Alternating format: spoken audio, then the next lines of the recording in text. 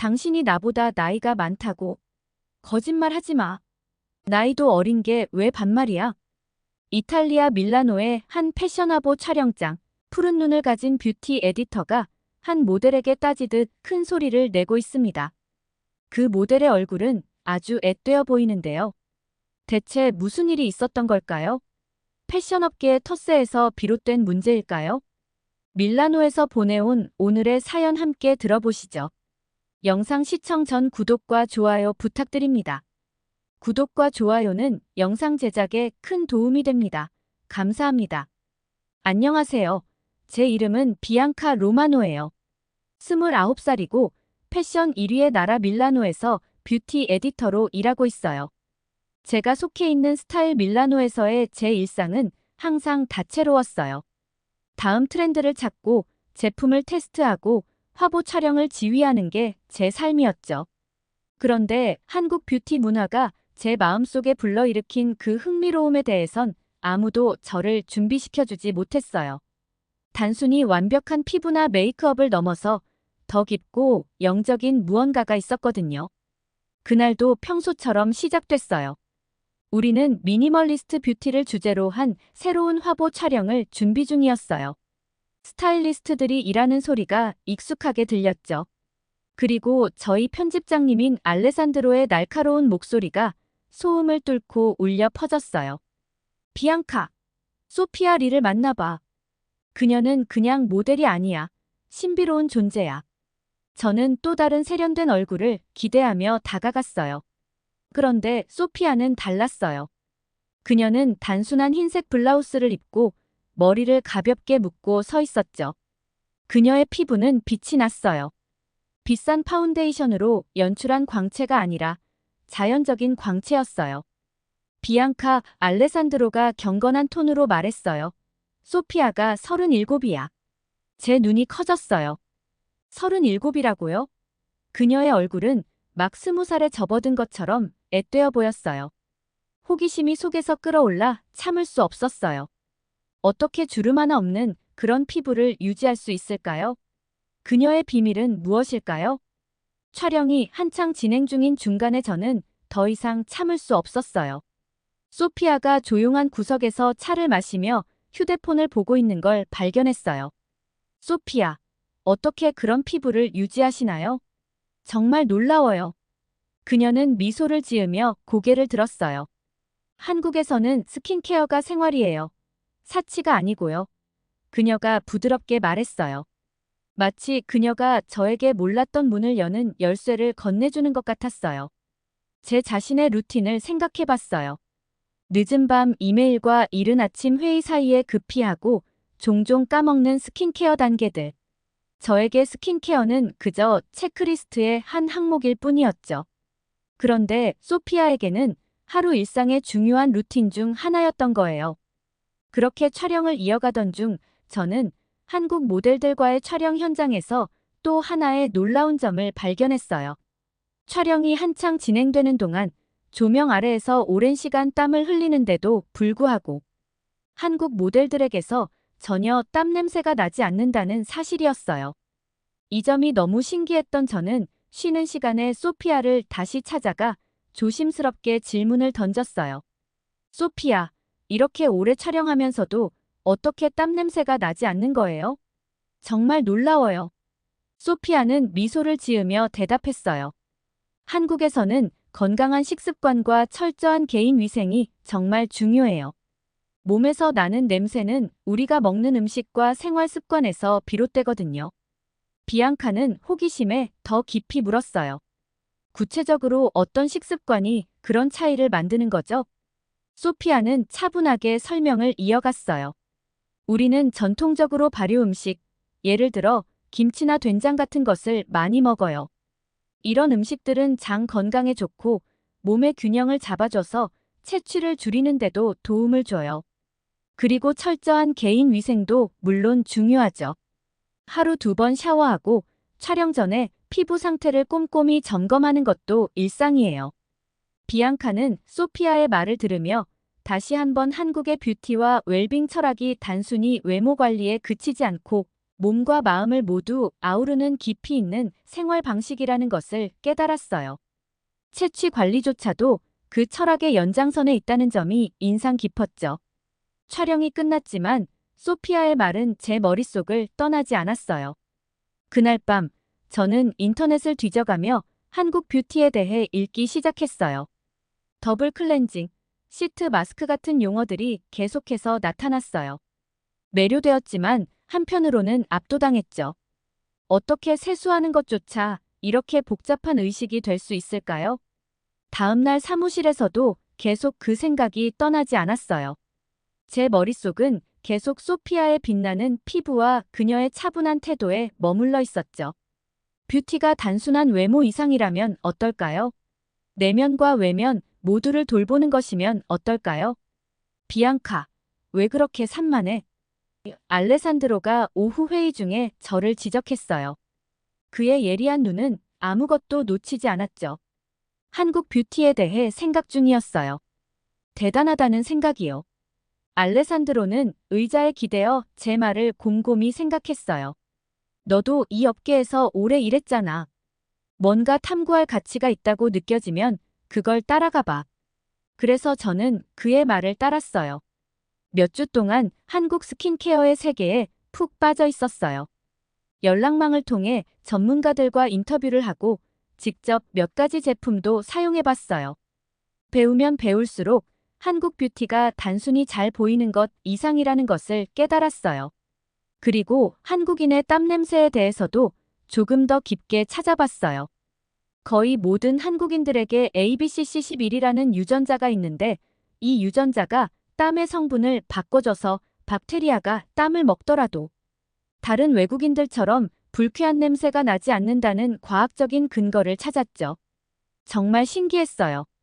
서양인들이 한국인들에게 마늘 냄새가 난다며 인종차별하던 시절이 얼마 지나지 않았던 것 같은데 모두 잘못된 정보였던 거죠. 어느 날 밤 욕실 거울 앞에 서서 제가 모은 제품들을 하나하나 늘어놓았어요. 클렌징 오일, 폼 클렌저, 토너, 에센스, 세럼, 수분크림 그리고 시트 마스크. 처음에는 그 루틴이 벅차게 느껴졌지만 각 단계를 진행하면서 이상하게도 평온함을 느꼈어요. 하루의 혼란 속에서 나 자신에게 시간을 내고 부드럽고 인내심 있게 대하는 그 행위가 거의 명상처럼 느껴졌어요. 마지막 크림을 피부에 두드리며 발랐을 때 저는 소피아가 무슨 말을 했는지 이해했어요. 스킨케어는 단순한 루틴이 아니었어요. 그것은 자기 돌봄의 순간이었어요. 스타일 밀라노에 저는 새로운 기사를 제안했어요. 한국 뷰티에 대한 심층 탐구를 다루는 기사였죠. 알레산드로는 제 열정을 느끼고 즉시 승인했어요. 우리는 스킨케어의 예술, 한국에서 배우다라는 제목을 붙였어요. 반응은 폭발적이었어요. 독자들은 자신들의 경험을 공유하며 이러한 의식을 자신의 삶에 도입하기 시작했다고 했어요. 그것은 단순한 트렌드를 넘어섰고 마음 챙김과 자기 돌봄으로 향하는 움직임이었어요. 그리고 그 모든 것은 빛나는 피부로 더 깊은 비밀을 지닌 신비로운 모델 소피아 리에서 시작되었죠. 저는 한국 뷰티 시장에 대해 더 많은 공부와 조사를 하고자 한국으로 출장을 떠났어요. 서울로 향하는 비행기는 뭔가 변화를 예고하는 듯 했어요. 알레산드로의 열렬한 지지를 받으며 저는 설렘과 호기심이 뒤섞인 마음으로 비행기에 올랐어요.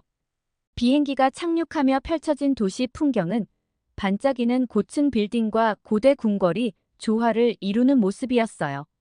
서울은 과거와 현재가 완벽하게 어우러진 곳이었죠. 공항 밖으로 나오자마자 도시의 에너지가 저를 감쌌어요. 공기는 상쾌했고 거리 음식의 은은한 향과 일상의 소음이 어우러져 있었어요. 발 아래서 느껴지는 도시의 리듬은 마치 모두를 목적 있는 삶으로 이끄는 맥박처럼 느껴졌어요. 저는 뷰티 사업으로 유명하다는 명동으로 향했어요. 수많은 화장품 상점과 패션 상점들 사이로 걸어갔어요. 그 다음 목적지는 강남이었어요. 현대적인 세련됨과 활기찬 문화로 유명한 고급 지역이었죠. 그곳에서 높이 솟은 빌딩들 사이에 자리 잡은 소박한 화장품 상점에 발을 들여놓으며 저는 새로운 발견의 문턱에 서 있었어요. 매장은 작지만 아늑했고 선반에는 깔끔하게 포장된 크림, 세럼, 마스크들이 줄지어 놓여 있었어요. 라벤더와 녹차의 은은한 향이 가득한 내부는 편안함을 더했어요. 카운터 뒤에는 따뜻한 미소를 짓고 있는 중년 여성이 있었는데 그녀의 매끈하고 빛나는 피부는 제가 여기 한국에 온 이유를 더 확실히 알려줬어요. 어서 오세요. 그녀가 부드럽고 조심스러운 영어로 인사했어요. 그녀는 저를 가까이 불러 손짓으로 천천히 설명하기 시작했어요. 한국에서는 자기 자신을 돌보고 피부를 이해하고 존중하는 것이 중요하죠. 그녀가 말하는 동안 그녀는 선반의 각 제품을 하나씩 설명해 주었어요. 불순물을 녹여내는 클렌징 오일, 상쾌함을 주는 폼 클렌저, 피부에 이슬처럼 느껴지는 섬세한 에센스까지. 정말 다양한 종류를 경험하고 배우게 되었어요. 하지만 제 여정은 아직 끝나지 않았어요. 그녀는 전통적인 한국 목욕탕 찜질방을 알려주었어요. 그곳은 몸과 마음이 진정으로 재충전될 수 있는 곳이라고 했죠. 손에 쥔 종이에 적힌 지도를 따라 그곳을 찾아 나섰어요. 서울의 분주한 거리는 점점 더 조용한 골목으로 이어졌고 찜질방 입구에 도착했어요. 안으로 들어가자 따뜻한 공기와 함께 은은한 약초 향이 가득했어요. 찜질방은 도시의 분주한 속도에서 벗어난 고요한 세상이었어요. 따뜻한 물에 몸을 담그며 밀라노에서의 바쁜 삶에서 쌓인 스트레스가 녹아내리는 것을 느꼈어요. 부드러운 열기가 저를 감싸 안으며 근육을 풀어주고 마음을 편안하게 해주었죠. 이것은 단순한 목욕이 아니라 쉼이었어요. 그 순간 저는 소피아가 무슨 말을 했는지 이해했어요. 한국 뷰티는 단순한 루틴이 아니라 몸을 존중하고 영혼을 돌보며 내면의 자연스러운 조화를 기리는 삶의 방식이었어요. 찜질방에서 나와 도시에 다시 들어섰을 때 저는 깊은 평화를 느꼈어요. 도시가 활짝 열린 팔로 저를 환영하는 것 같았어요. 그 생동감 넘치는 거리들은 이제 제 안에 있는 활력의 반영이었어요. 여행은 이제 막 시작되었지만 저는 이미 많이 변했음을 느꼈어요. 그날 오후, 저는 미리 예약한 한옥 숙소를 찾아갔어요. 곡선 지붕과 나무 기둥이 옛 시절의 이야기를 속삭이는 듯 했어요. 서울의 번잡한 거리에서 벗어난 이 전통 한국 가옥은 조용한 우아함을 뿜어냈죠. 그 단순함은 자극으로 가득한 제 감각을 진정시키는 듯 했어요. 소피아의 말이 떠올랐어요. 한옥에 한번 방문해 보세요. 그곳이 한국의 진정한 아름다움과 영혼이 만나는 곳이에요. 나무 대문을 통과하자 졸졸 흐르는 시냇물 소리와 부드럽게 흔들리는 대나무 잎의 사각거림이 저를 반겼어요. 마당은 평화로움 그 자체였어요. 돌길이 여러 방으로 이어져 있었고 모든 디테일이 느린 속도를 권유하며 멈추어 이 고요함을 흡수하라고 속삭이는 듯 했어요. 한옥 내부에 들어서니 공기는 허브향으로 가득했어요. 흙내음 같기도 하고 마음을 차분하게 해주는 깊이 있는 향기였어요. 벽에는 섬세한 서예와 자연의 순환을 묘사한 수묵화가 장식되어 있었어요. 저는 한 방으로 안내받았고 그곳에는 나이 지긋한 여성이 기다리고 있었어요. 그녀의 존재는 주변의 산을 닮은 듯 차분하고 견고했어요. 그녀는 자신을 약초 전문가라고 소개했어요. 그녀의 목소리는 부드러운 멜로디 같았어요. 세월의 흔적이 남았지만 그녀의 얼굴에서는 내면에서 우러나오는 빛이 느껴졌어요. 그녀의 눈에는 자연의 리듬과 함께한 세월이 담긴 깊은 지혜가 깃들어 있었어요. 환영합니다. 그녀가 말하며 허브, 뿌리, 말린 꽃이 담긴 병이 놓인 테이블 위에 가볍게 손을 올렸어요. 우리가 사용하는 허브는 그저 효능 때문만이 아니라 그것을 사용하는 의도 때문에 강력한 거예요. 그녀는 저를 옆에 앉게 하고 차 한 잔을 건네주었어요. 차를 따르는 동작, 잎을 휘젓는 동작, 첫 모금을 마시는 동작 하나하나가 모두 의식적이고 차분했어요. 녹차의 쓴맛과 미묘한 꽃향이 어우러져 차를 마시는 동안 평온함이 밀려왔어요. 이 차는 인생과 같아요. 처음엔 쓰지만 인내하면 단맛을 발견하게 되죠. 저는 그 차를 마시며 단순히 음료를 넘어서 무언가를 흡수하는 느낌이 들었어요. 그녀가 살아온 철학의 본질을 몸소 경험하는 순간이었어요. 제가 추구해온 아름다움은 최신 제품이나 트렌드에 있지 않았어요. 그것은 바로 이런 고요한 순간, 자신과 세상과 깊이 연결되는 데 있었어요. 차 의식이 끝난 후 그녀는 저에게 마음이 편안해지는 호흡법을 알려주었어요. 우리는 침묵 속에 앉아 새들이 가끔 지저귀는 소리만 들렸어요. 숨을 들이쉴 때마다 밀라노에서의 바쁜 삶 속에 쌓였던 스트레스와 소음이 씻겨 나가는 듯 했어요. 약초 향이 스며든 공기를 들이마시면서 평화로움이 제 안에 자리 잡는 것을 느꼈어요. 심장이 느리게 뛰고 마음이 고요해졌어요. 마치 한옥 자체가 저를 시간의 품속으로 감싸 안으며 단순함과 존재의 아름다움을 상기시키는 듯 했어요. 진정한 아름다움으로 가는 길은 온전한 자신을 이해하고 돌보는 데 있어요. 단지 외면뿐만이 아니라 마음과 영혼도요. 저는 해가 지고 마당에 긴 그림자가 드리워질 때까지 한옥에 머물렀어요. 떠날 시간이 되자 그녀는 작은 약초 연고 병을 제 손에 쥐어주며 말했어요. 여정에 도움이 될 거예요. 그녀가 미소 지으며 속삭였어요. 도시로 돌아가는 길, 평소의 번잡함이 멀리 있는 것처럼 느껴졌어요. 마치 고요함의 거품 속에 있는 것 같았어요. 이번 여정은 단순히 한국 뷰티 사업의 비밀을 수집하는 것이 아니었어요. 제가 배운 것을 일상 속에 통합하는 것이었어요.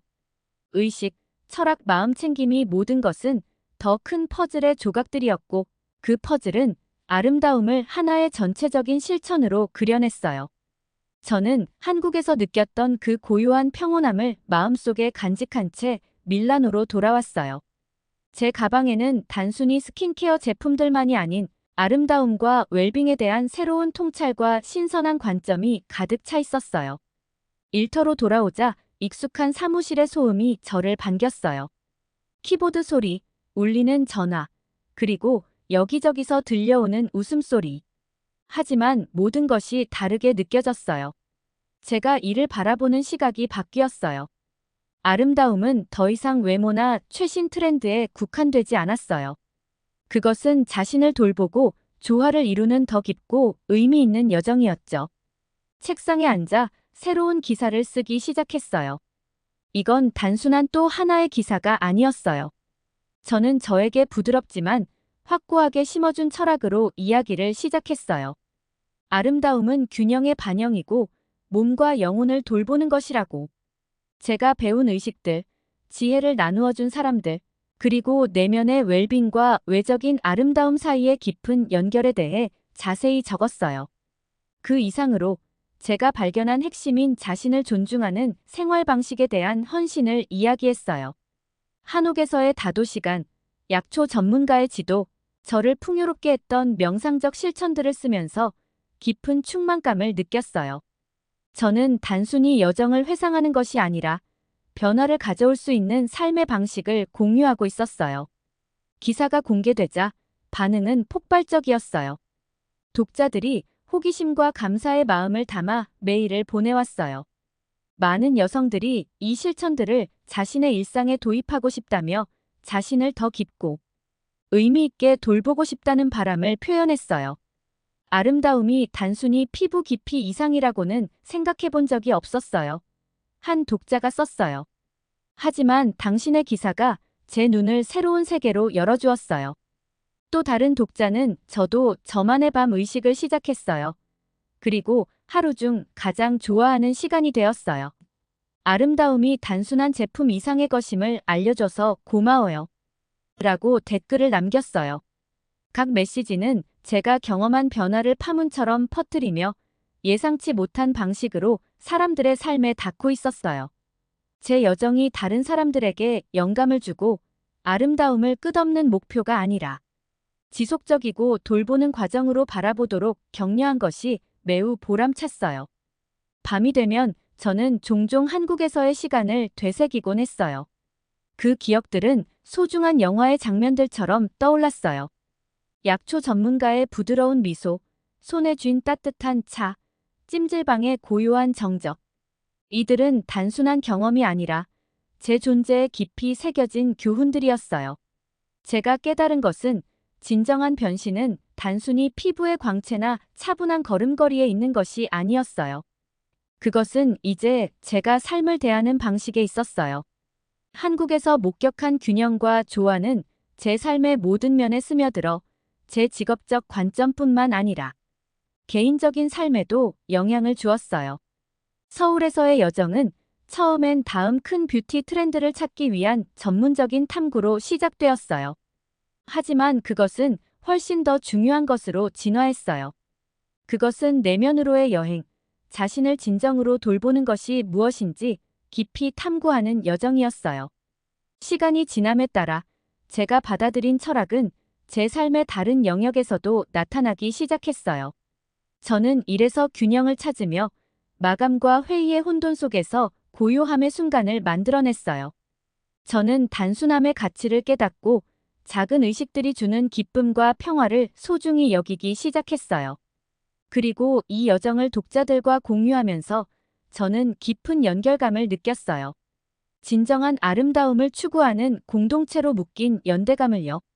돌이켜보면 그 여정은 일련의 이정표가 아니라 끊임없이 펼쳐지는 과정이었어요.